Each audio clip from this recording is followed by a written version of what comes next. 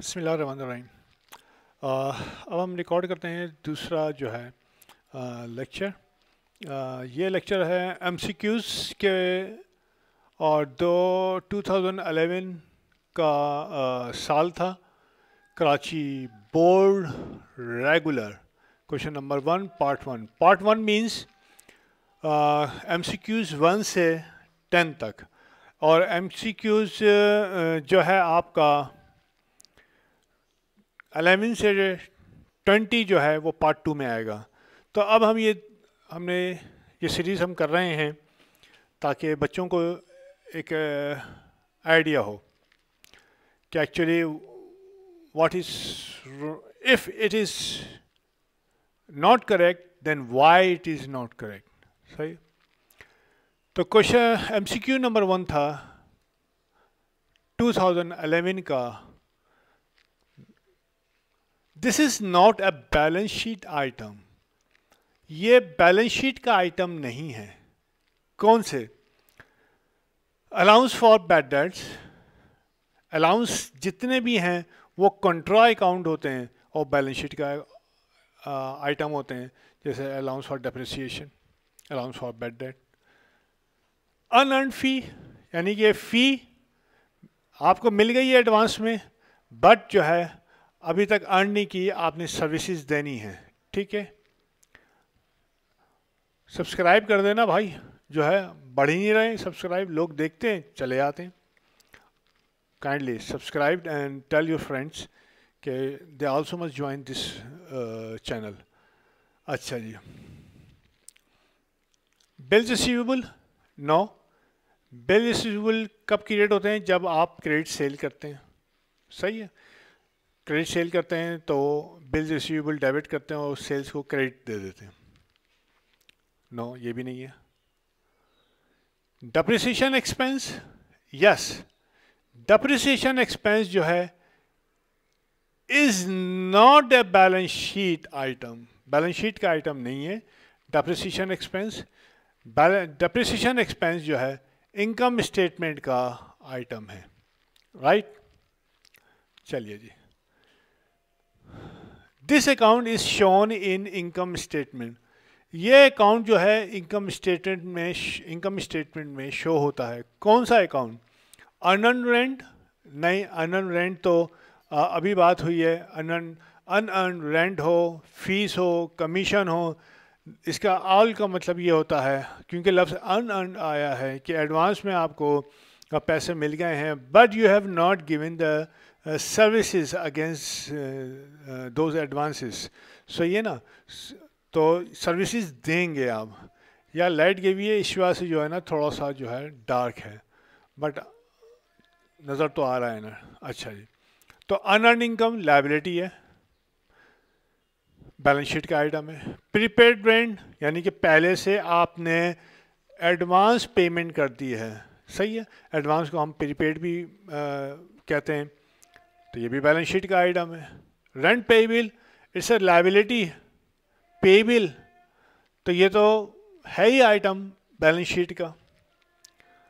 Rent income एक ऐसा item है जो इनकम स्टेटमेंट का पार्ट है, बैलेंस शीट का पार्ट नहीं है, क्योंकि income, all revenue and all expenses are part of your income statement. सही है, तो दिस ये हम शो करते हैं इनकम स्टेटमेंट में। नंबर थर्ड है जनाब, the item shown in both income statement and balance sheet. यानी वो कौन सा आइटम है जो कि बैलेंस इनकम स्टेटमेंट में भी शो किए जाते हैं और बैलेंस शीट में भी शो किए जाते हैं। देखते हैं। Merchandise inventory beginning. अब आप ये कहेंगे मर्चेंडाइज इन्वेंट्री बिगिनिंग जो है बैलेंस शीट में आती है ना? आती है? नहीं आती है। बिगिनिंग जो है, एंडिंग जो है, आर्गूमेंट एंडिंग जो मर्चेंडाइज होती है वो नेक्स्ट ईयर बिगिनिंग हो जाती है, तो वो बैलेंस शीट का आइटम हो गई। At the end of the period, यानी कि आपको जो फाइनेंशियल पीरियड होगा उसके एंड की बात हो रही है, क्या मर्चेंडाइज इन्वेंट्री आएगी इनकम स्टेटमेंट और बैलेंस शीट के अंदर? नो। इनकम स्टेटमेंट में आएगी बिगनिंग, बैलेंस शीट में नहीं आएगी। यहां दोनों की बात आ रही है, बोथ। ठीक है, बोथ। एक में आएगी, एक में नहीं आएगी। Allowance for bad date, allowance for bad date एक में आएगा, किस में? बैलेंस शीट में आएगा, इनकम स्टेटमेंट में नहीं आएगा। डेप्रिसिएशन एक्सपेंस एक में आएगा, एक में नहीं आएगा। इनकम स्टेटमेंट में क्योंकि एक्सपेंस है, इनकम स्टेटमेंट में आएगा, क्योंकि एक्सपेंस है, बैलेंस शीट में नहीं आएगा। सही है। बैलेंस शीट में एसेट, लायबिलिटी एंड कैपिटल आता है। मर्चेंडाइज इन्वेंट्री एंडिंग, क्या ये दोनों स्टेटमेंट में आती हैं? बैलेंस शीट भी स्टेटमेंट। यस, इनकम स्टेटमेंट में कहाँ आती है? Cost of goods sold available for sale जब आ जाती है, उसमें से आप माइनस करते हैं मर्चेंडाइज इन्वेंट्री एंडिंग को। ठीक है। और बैलेंस शीट के अंदर आप करंट एसेट के अंदर शो करते हैं मर्चेंडाइज एंडिंग को। तो 31 दिसंबर की या किसी भी पीरियड के एंड की जो बैलेंस इनकम स्टेटमेंट या बैलेंस शीट बनाते हैं, तो इनकम स्टेटमेंट में भी एंडिंग इन्वेंट्री आती है, जो आप देख रहे हैं, मुसलसल हम सवालात कर रहे हैं, और बैलेंस शीट में भी करंट एसेट में शो होती है। तो this is the right answer. Now 4, while calculating a gross profit following account is irrelevant, यानी कि कौन सा वो अकाउंट है जो कि irrelevant है ग्रॉस प्रॉफिट निकालते हुए? ये जहन में रखना है। क्या सेल्स? सेल्स में से ही तो निकलता है ग्रॉस प्रॉफिट। क्या ट्रांसपोर्टेशन इन परचेजेस के अंदर ऐड होता है, तो it's a part of your cost of goods sold. क्या merchandise inventory is part of your cost of goods sold? सही है, ओपनिंग ऐड होती है और माइनस होती है। Delivery expense, yes, delivery expense जो है सेलिंग एक्सपेंस है। ठीक है, जो ग्रॉस प्रॉफिट कैलकुलेट करने में इररेलेवेंट होते हैं, नेट प्रॉफिट कैलकुलेट करने में रेलिवेंट होते हैं। सही है। तो delivery expense irrelevant in calculating gross profit. Sales minus cost of goods sold होती है। अभी मैं होल्ड करता हूं इसको।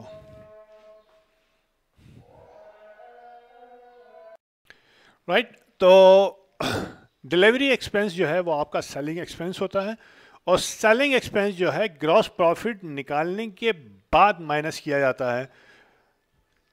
क्या चीज़ कैलकुलेट करने के लिए? Net profit. तो डिलीवरी एक्सपेंस जो है इररेलेवेंट है इन कैलकुलेटिंग ग्रॉस प्रॉफिट। ठीक है, बाकी तीनों हैं। 5वां, a transaction of cash deposited into bank will have this effect on accounting equation। यानी हम कैश डिपॉजिट करते हैं बैंक के अंदर, तो अकाउंटिंग इक्वेशन पे क्या असर पड़ेगा? लेट्स सी कि अकाउंटिंग इक्वेशन क्या चीज़ है। फ़ौरन हमारे जहन में आना चाहिए कि एसेट बराबर होता है लायबिलिटी प्लस कैपिटल के, और कैश जो है एसेट का हिस्सा है, और बैंक भी एसेट का हिस्सा ही है। ठीक है, कैश यहां से बैंक में चला गया, मिससे 1000 रुपया। कैश डिपॉजिट हुआ बैंक के अंदर 1000 रुपये, यानी एक एसेट से निकल के दूसरे एसेट में चला गया। क्या कोई फर्क पड़ा लायबिलिटी और कैपिटल के ऊपर? नो, कोई फर्क नहीं पड़ा। तो इसका मतलब है नील इफेक्ट है अकाउंटिंग इक्वेशन के ऊपर अगर कैश डिपॉजिट होता है बैंक के अंदर, या बैंक से कैश विड्रॉ किया जाता है फॉर ऑफिस यूज। राइट, तो अकाउंटिंग इक्वेशन के ऊपर कोई फर्क नहीं पड़ता। ये हमने यहाँ पे इसी वजह से देखा। ना पॉजिटिव ना नेगेटिव या कुछ भी नहीं। अब यहाँ पे आते हैं नंबर 5 के ऊपर, these accounts are affected the transaction credit sales. Credit sales की जो ट्रांजैक्शन होती है तो ये अकाउंट जो है ना इफेक्ट होते हैं। सही है? कौन से अकाउंट इफेक्ट होते हैं? क्या अकाउंट्स पेएबल और सेल्स? सेल्स और अकाउंट पेएबल का कोई लिंक ही नहीं है। अकाउंट्स पेएबल का लिंक है क्रेडिट परचेजिस से, ठीक है? तो इसका कोई ताल्लुक नहीं है। नो। क्या कैश और सेल्स? ऑफ कोर्स कैश का सेल्स से लिंक है। सेल होती है, अगर कैश के ऊपर सेल्स है तो कैश इंक्रीज होता है, कैश डेबिट होता है, सेल्स क्रेडिट होती है। लेकिन यहाँ पे क्या बात कर रहा है? क्रेडिट सेल्स की बात कर रहा है, नॉट कैश सेल्स। तो क्रेडिट सेल्स जब भी होती है तो अकाउंट रिसीवेबल आपका इंक्रीज होता है और सेल्स आपकी क्रेडिट होती है। तो it will affect these two accounts, account receivable and sales. Sales तो खैर ओनली तो कुछ भी नहीं है। अच्छा जी, यानी कि सेल्स ओनली से क्या मुराद है? खाली सेल्स इफेक्ट होगी तो सेल्स के साथ डेबिट क्या होगा? कैश तो होगा, कैश नहीं होगा तो अकाउंट रिसीवेबल होगा। डबल एंट्री सिस्टम है आपका। सही है? तो ये तो रॉन्ग है। Number 7, this account is debited to record merchandise return to supplier. यानी कि आपने परचेज की तो आपने क्या ट्रांजेक्शन, क्या एंट्री बनाई? परचेजेस डेबिट की और अकाउंट्स पेएबल को आपने क्रेडिट दे दिया। अब क्या हुआ? सही है? अकाउंट्स पेएबल को यस, क्योंकि सप्लायर को पे करना है ना आपने। अब ये हुआ कि आपने परचेज रिटर्न कर दी, आपने गुड्स वापस कर दी किसी भी वजह से। तो क्या होगा कि परचेज रिटर्न आप क्या करेंगे? अकाउंट पेएबल को आप डेबिट कर देंगे, परचेजेस को क्रेडिट कभी भी नहीं करते, परचेज रिटर्न को आप क्रेडिट देंगे, यही करते हैं आप। अब ये क्या कह रहा है कि जब रिटर्न होती है तो क्या चीज़ डेबिट करेंगे? मैंने ट्रांजैक्शन बता दी आपको कि अपनी लायबिलिटी जो होती है उसको कम कर देते हैं। आप कहते हैं कि भाई ये ले जाओ, गुड्स ले जाओ, मैं पे नहीं करूँगा, ठीक है? तो लायबिलिटी आप कम करते हैं। लायबिलिटी इज क्या है? अकाउंट पेएबल, ये आप कम कर देते हैं। अकाउंट रिसीवेबल का ताल्लुक सेल्स से होता है, और जब आपका कस्टमर जो है आपको वापस करेगा तो अकाउंट रिसीवेबल इफेक्ट होगा। मैं को क्या चीज़ इफेक्ट हो रही है उसके बारे में बात कर रहा हूँ, ये नहीं। परचेज और परचेज रिटर्न में बता चुका हूँ आपको। तो अकाउंट्स पेएबल डेबिट होगा। अब जो है हम number 8, these accounts are not debited in a closing entry except, यानी कि बड़ा अच्छा सवाल है कि अगर आपने क्लोजिंग एंट्री को सही किया हुआ है तो आप ये सवाल बड़े यूं कर लेंगे आप। ओके, दीज अकाउंट, कौन से वो अकाउंट हैं जो कि डेबिट नहीं होते हैं? Not debited. क्लोजिंग एंट्री जब आप बनाते हैं, क्लोजिंग एंट्री बनाते हैं तो आप इनकम समरी अकाउंट को आप, इनकम समरी होता है ये, या expense and revenue summary account, इसको जो है ना डेबिट करते हैं और तमाम एक्सपेंसेस को आप क्रेडिट देते हैं, और तमाम रेवेन्यू अकाउंट को आप डेबिट देते हैं और इनकम समरी या एक्सपेंस रेवेन्यू समरी अकाउंट को क्रेडिट देते हैं। यही आपका होता है सिलसिला। तो कौन सा अकाउंट आप क्लोज नहीं करेंगे? सही है? इज नॉट, नहीं सॉरी, क्लोजिंग डेबिट नहीं करेंगे। कौन सा अकाउंट आप डेबिट नहीं करेंगे क्लोजिंग इन्वेंट्री के अंदर? डेबिट की बात हो रही है।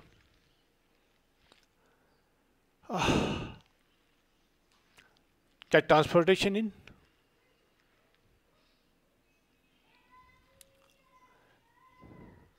ट्रांसपोर्टेशन इन या परचेजेस? सही है? या सेल्स रिटर्न अलाउंस? ये तमाम के तमाम जो है ना डेबिट होते हैं क्लोजिंग इन्वेंट्री में। कौन सा एक अकाउंट डेबिट नहीं होता? Sales account. सही है? सेल्स अकाउंट जो है क्लोजिंग एंट्री के अंदर आप डेबिट नहीं करते हैं, कि सेल्स को आप डेबिट करके expense and revenue summary account को क्रेडिट देते हैं।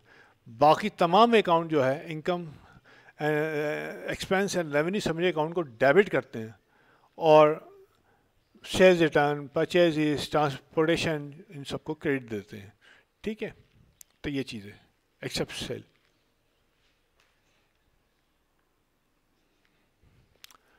कुछ अच्छा, the term revenue is best describe. Term जो है रेवेन्यू, इनकम की बात हो रही है, उसको बेस्ट जो है हम किस तरह से डिस्क्राइब कर सकते हैं कि वो क्या क्या होती है। Amount received from merchandise sold, क्या खाली मर्चेंडाइज ही हम बेच सकते हैं, कोई और सर्विसेज वगैरह नहीं दे सकते? ये तो एक लिमिट हो गई ना। हो सकता है हम मर्चेंडाइज के साथ जो है ना हमने अपने कोई पोर्शन रेंट पे दे दिया, हो सकता है कि हमने कमीशन के ऊपर कोई काम कर लिया हो सकता है कि हमने कोई सर्विसेज दे दी हो, एनीथिंग पॉसिबल। हो सकता है हमने सारे जो है ना रेंट भी दिया हो, कमीशन भी दिया हो, सर्विसेज भी दिए हो और हम गुड्स भी बेच रहे हैं, तो not right. Receipt from merchandise sold, बात वही है कि अमाउंट रिसीव्ड या रिसीव्ड एक ही चीज़ है। Income from sale of merchandise and services, this is the right answer. Merchandise भी और सर्विसेज भी, दोनों को जब आप कंबाइन करते हैं तो रेवेन्यू को बेस्ट डिस्क्राइब करते हैं कि income from the sale of goods and services.